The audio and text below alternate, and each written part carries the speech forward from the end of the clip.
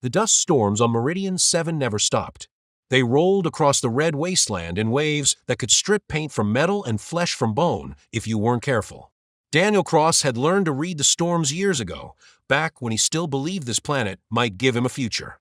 Now he just survived them, one day at a time, one breath at a time, one failed harvest after another. He was 43 years old and looked 60. The colony doctors had stopped making house calls to his sector months ago. No credits meant no medicine.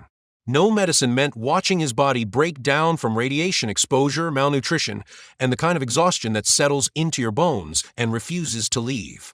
But Daniel kept moving, because that's what humans did. They kept moving even when everything told them to stop. Today, he was searching the wastes outside New Providence, what remained of humanity's 7th attempt at colonizing this godforsaken rock. The settlement had shrunk from 5,000 to barely 800 in the past decade. People left when they could afford transport off-world. Those who stayed were like Daniel, too poor to leave, too stubborn to die. He walked with a salvage detector in one hand, scanning for metal, for tech, for anything he could trade for food rations. The device was old, prone to false readings, but was all he had. The detector chirped. Daniel stopped, heart racing despite himself. Hope was dangerous on Meridian 7. It got you killed. But he couldn't help the spike of anticipation as he dropped to his knees and started digging with his bare hands. The gloves had worn through weeks ago. His fingers were already bleeding by the time he hit something solid. Not metal. Something else. Something that felt wrong. He brushed away more red dirt, and his blood went cold. Fabric. Dark, woven material that looked expensive. Alien expensive. The kind the Varixian nobility wore. His detector had picked up the metallic threads in the cloth. Daniel's first instinct was to cover it back up and walk away. Nothing good came from getting involved with the Varixians who controlled this sector. They were the ones who'd bought Meridian 7 from Earth's colonial administration 20 years ago. Bought it with humanity still living on it. Turned colonists into tenants. Then into serfs. Then into something that didn't even have a name anymore. But his hands kept digging. Because underneath that fabric was something moving. A hand. Small. Feminine. Clawing weakly at the dirt from underneath. Someone was buried alive. Daniel dug faster, his detector forgotten. He scooped away armfuls of red soil, following the arm up to a shoulder, to a neck, to a face. A girl. No, not quite a girl. A Varixian. But young. Terrifyingly young. Her skin was the pale blue-gray of her species, marked with the bioluminescent patterns that indicated high birth. But those patterns were dim, flickering like dying stars. Her eyes were closed. Her mouth was open in a silent scream, filled with dirt. She wasn't breathing. Daniel didn't think. He grabbed her under the arms and pulled. She came free with a wet sound, limp and cold in his grip. He laid her on the hard ground and immediately started clearing her airway, fingers scooping dirt from her mouth and throat. Nothing. No response. He tilted her head back, pinched her nose, and breathed into her mouth. Once. Twice. 3 times. Her chest rose and fell with his breath, but didn't continue on its own. Come on, kid. Come on. He started compressions, counting under his breath. 30 pumps. 2 breaths. 30 pumps. 2 breaths. His arms burned. His vision blurred. But he kept going. On the 4th cycle, she convulsed. Her body arched, and she vomited dirt and bile across the ground. Daniel rolled her onto her side as she coughed and gasped, her whole frame shaking. Her eyes opened. They were violet. Deep, impossible violet that seemed to glow from within. She stared at him with those eyes, recognition slowly dawning, followed immediately by terror. She tried to scramble away, but her limbs wouldn't cooperate. She collapsed back onto the dirt, panting. Easy, Daniel said, raising his hands. I'm not going to hurt you. She spoke then. Her voice was hoarse, barely a whisper, but the words were in perfect standard English. Why? Why did you dig me up? The question was so unexpected that Daniel almost laughed. Because you were buried alive. What kind of question is that? Her violet eyes filled with tears. You should have left me. It would have been kinder. Now he did laugh. A harsh, bitter sound. Kid, I don't know what's going on in your life, but I promise you, suffocating in the dark isn't the answer. She turned her face away. You don't understand. They'll come for me again. And when they find you helped me, they'll kill you too. Daniel sat back on his heels, studying her. She was maybe 15, 16 years old by human reckoning. Hard to tell with Varixians. They age differently. but she was clearly young and clearly terrified. "Who did this to you?" he asked quietly. The girl's bioluminescent patterns flickered more strongly, betraying her emotional state. "My brothers. All 4 of them. They decided I was too dangerous to live, too much of a liability to the family name. So they brought me out here and buried me." She met his eyes again. "They thought it would look like an accident, a dust storm tragedy. No one would question it." Daniel felt cold fury settle in his gut. "Your own brothers?" She nodded. "My name is Sera. I'm the youngest daughter of House Kelthera." Kelthera. Daniel recognized the name.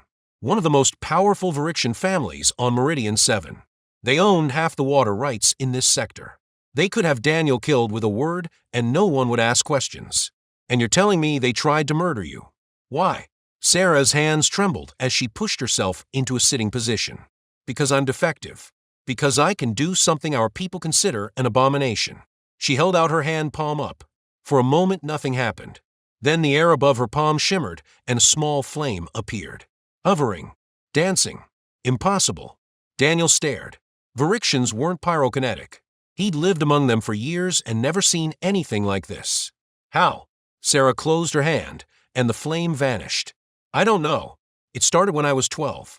At first it was just sparks. Then small fires. My family tried to hide it. Tried to suppress it with medication and genetic therapy. But it kept getting stronger." She looked at him with those haunting violet eyes. "Our people see fire as chaos, as destruction. To create it with thought alone makes me chaos incarnate, a threat to order. So my brothers decided to solve the problem permanently." Daniel processed this.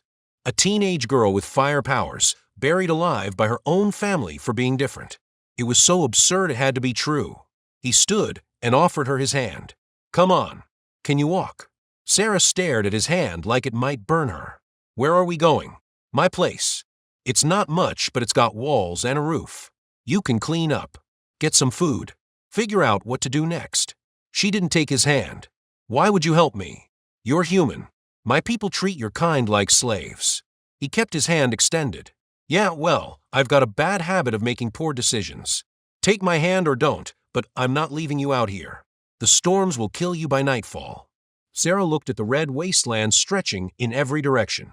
Then at Daniel's weathered face, lined with scars and exhaustion. Finally she took his hand. Her skin was cold, colder than it should be. He pulled her to her feet, and she swayed, clearly weak from her ordeal.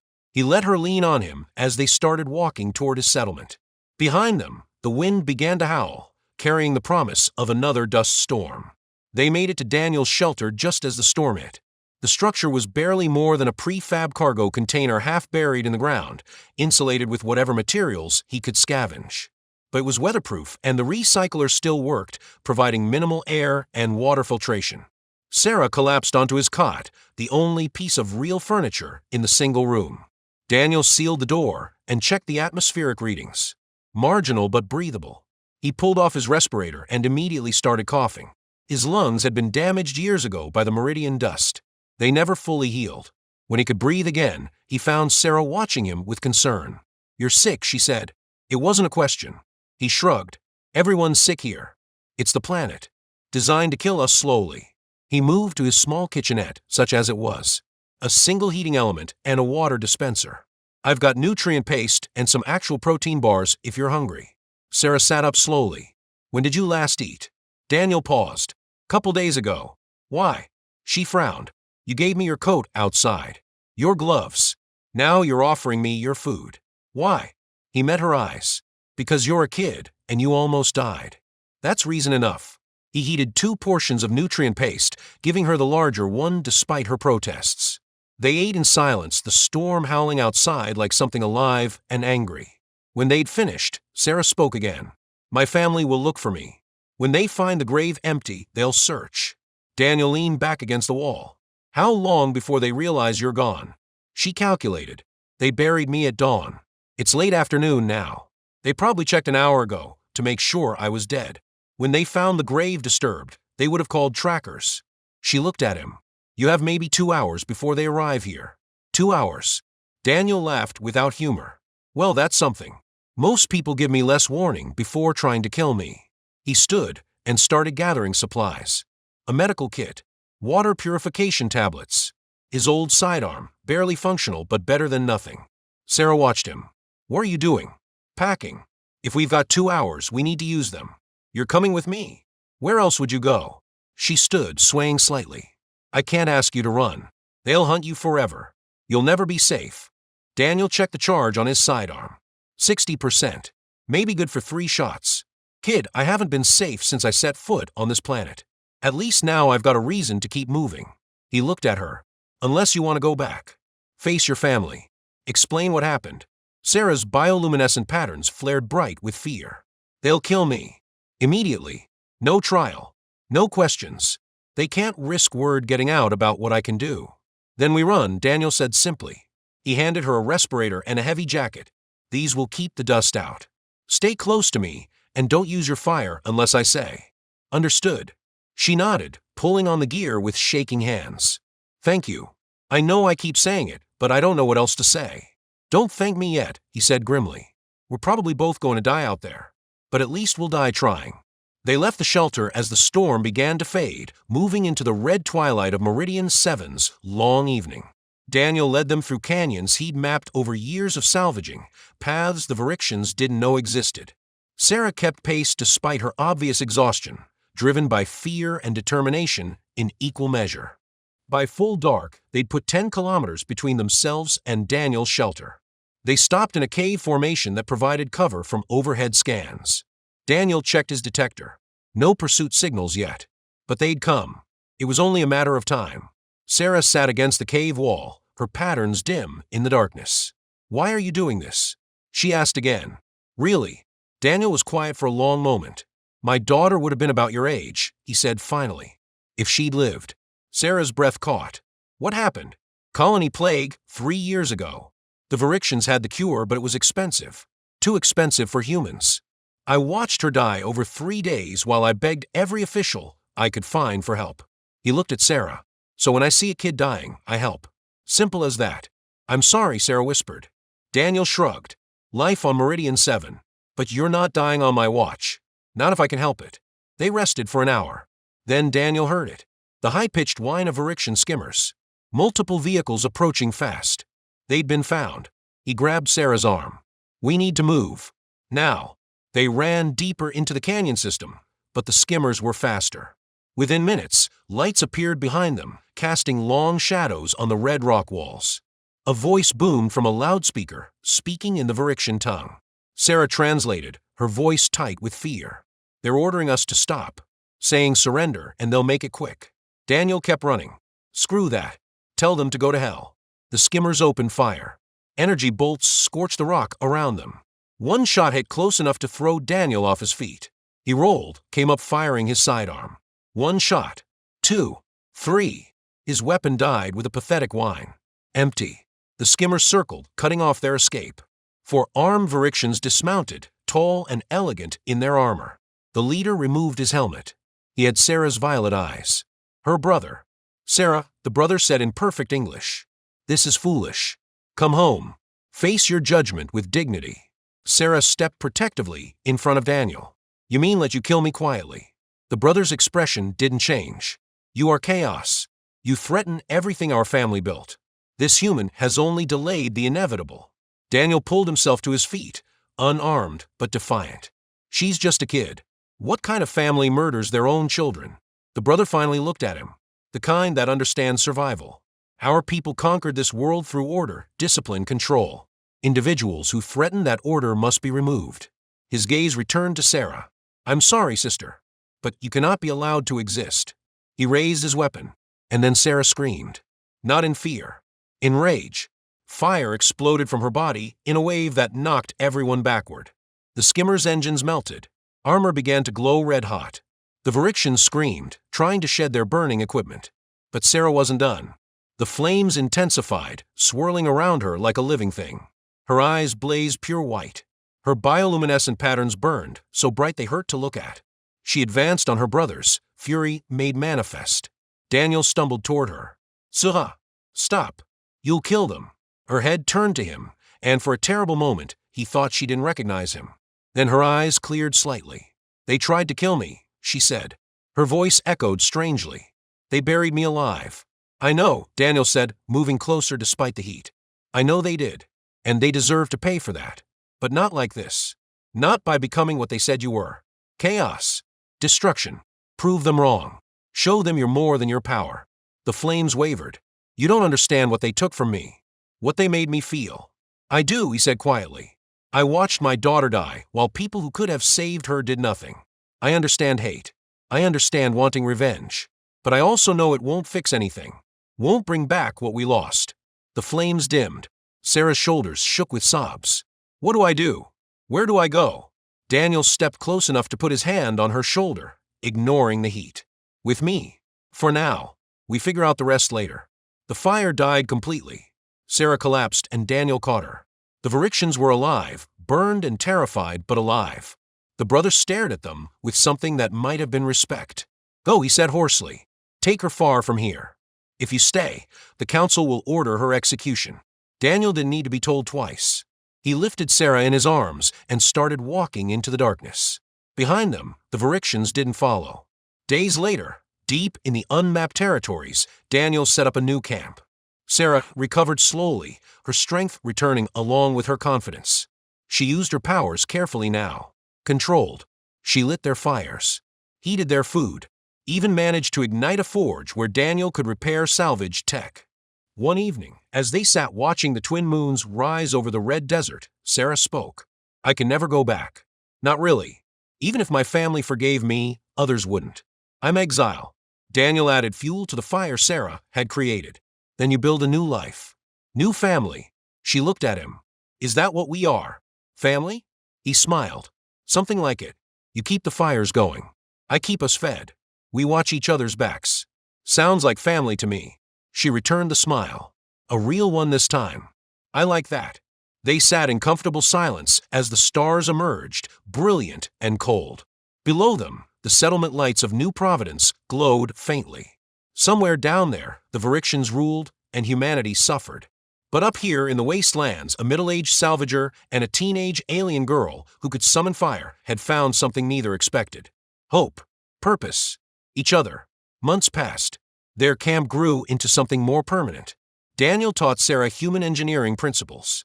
She taught him Varixian meditation techniques that helped manage his lung damage. They built a greenhouse using her heat to regulate temperature. Grew actual vegetables for the first time in years. Word spread through the outcast communities. The human and the fire-touched girl who defied House Kelphra and survived. Others came. Humans fleeing oppression. Varixians cast out for various crimes against order. The camp became a settlement. Then a town. They called a haven. Because that's what it was. Sera changed. The frightened girl who'd been buried alive grew into a confident young woman. Her powers became tools for creation rather than destruction. She powered generators. Melted or for metalwork. Provided warmth during the brutal Meridian nights.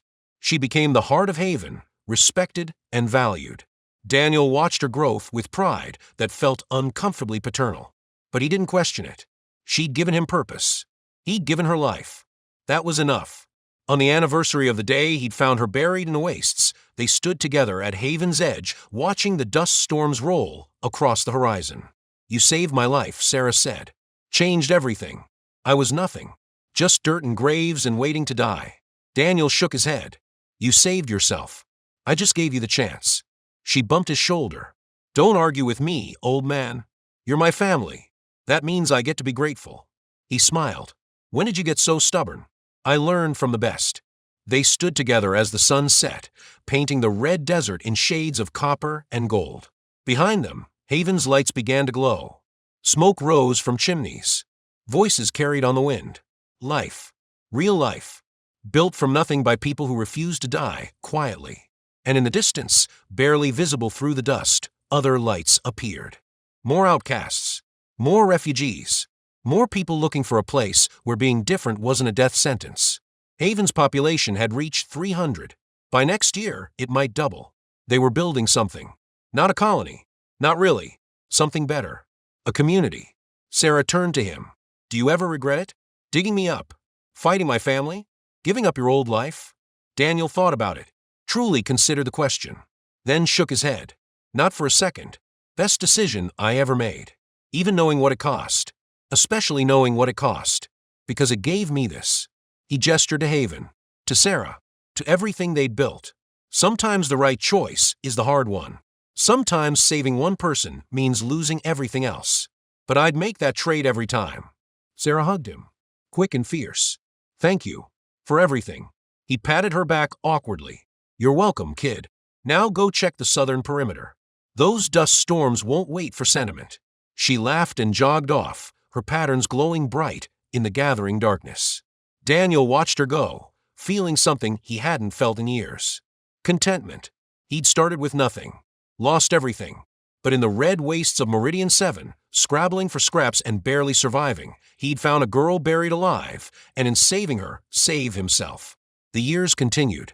Haven grew, became a power in the wastes that even the Varixian Council couldn't ignore. They sent diplomats, attempted negotiations, offered Daniel and Sera positions if they'd disband the settlement. They refused every time. Haven wasn't about power or politics. It was about survival, about giving people like them a place to exist. The Varixians tried force once, sent a military unit to shut Haven down. Sera met them at the gates, flames dancing across her hands, hundreds of armed settlers at her back. The unit turned around without firing a shot. After that, the council left them alone. An uneasy truce settled over the territory. Sera became Haven's leader in all but name. Daniel remained her advisor, her confidant, her family. They argued about everything: resource allocation, defensive strategy, whether to expand or fortify. But they never argued about the fundamentals. Haven would remain open to anyone, no matter their species, no matter their past. If you could contribute and wouldn't hurt others, you had a place. It was that simple, and that radical. On Sera's 20th birthday, by human reckoning, Haven held its first true celebration. Music echoed through the streets. Food from a dozen worlds filled communal tables. Humans and Varixians danced together, old animosities forgotten in shared joy. Daniel watched from the edge of the square, nursing a drink that probably wouldn't kill him. Sera found him there, glowing patterns dancing across her skin in time with the music. Come dance, old man. I don't dance. Liar. I've seen you dance. That was different. That was years ago. So, get out there. She grabbed his hand and pulled him into the crowd before he could protest further. They danced badly, laughing at their own awkwardness. Around them, Haven celebrated life, community, the future. Later, when the party wound down and people drifted home, Sera and Daniel sat on the roof of the main hall. The same position they'd sat in so many times over the years. Do you ever wonder what would have happened if you'd walked past that day? Sera asked. If you'd seen the disturbed dirt and kept going? Daniel considered it. Every day. Would someone else have found you? Would you have died there? Would Haven exist? Too many variables. He looked at her. But I didn't walk past. That's what matters. Sera nodded slowly. I think about my brothers sometimes. Wonder if they regret it. If they ever think about me. Probably, Daniel said. But their regret doesn't define you. You're more than what they did to you. More than that grave in the wastes. You're Sera of Haven. Leader. Friend. Family. She smiled. When did you get so wise? I've always been wise. You just weren't listening. She elbowed him gently. Thank you. For everything. For seeing me when everyone else saw a monster. For teaching me I could be more than my power. For building this with me. Daniel put his arm around her shoulders. You built Haven. I just helped with the heavy lifting. They sat in comfortable silence, watching the stars wheel overhead. Below them, Haven slept. 300 souls finding peace in the wastes. Finding home. And it all started with one choice. One moment when a desperate man found a buried girl and decided that some things were worth fighting for. That some lives mattered more than safety. Then comfort. Then every rational calculation that said helping her would destroy him. Years later, when historians studied the founding of Haven, they would point to that moment. The rescue in the Red Desert. They'd analyze Daniel's motivations, Sera's survival, the political implications. But they'd miss the simple truth. Sometimes saving someone is just the right thing to do. No deeper meaning. No grand strategy. Just one person seeing another person suffering and choosing to help. That's all it ever was. That's all it needed to be.